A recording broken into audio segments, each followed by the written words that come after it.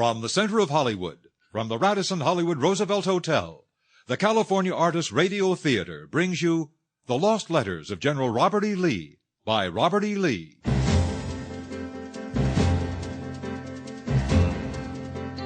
In this program, we honor Bob Lee.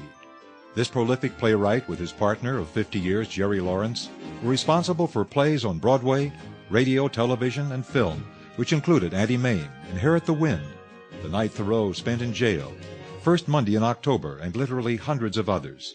They've received the highest awards given to those in the writing profession, and in 1990 they were inducted into the Theater Hall of Fame in New York City. Their most recent work, Whisper in the Mind, which they wrote with Norman Cousins, was produced last spring in Missouri. The Lost Letters of General Robert E. Lee is a novel and is presented tonight in abbreviated form.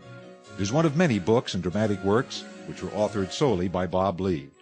A passionate student of history, he had a lifelong obsession with the Confederate general whose name he shared, and this is his last work, completed shortly before his death in July of 1994.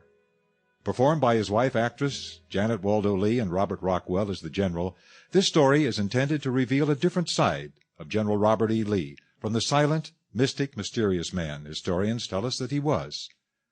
So now, The Lost Letters of General Robert E. Lee, written by Bob Lee and performed by Janet Waldo Lee as Amy and Robert Rockwell as General Robert E. Lee, with Norman Corwin as our narrator. A few years ago, my good friend Bob Lee was speaking at Town Hall in Indianapolis. After his lecture, a rather prim lady of 60 or so came up to him and somewhat gravely asked if he were related to the Robert E. Lee. Bob explained that he was the Robert E. Lee, in the theater at least. She didn't seem to have a very flexible sense of humor, but she did have Sample complete. Ready to continue?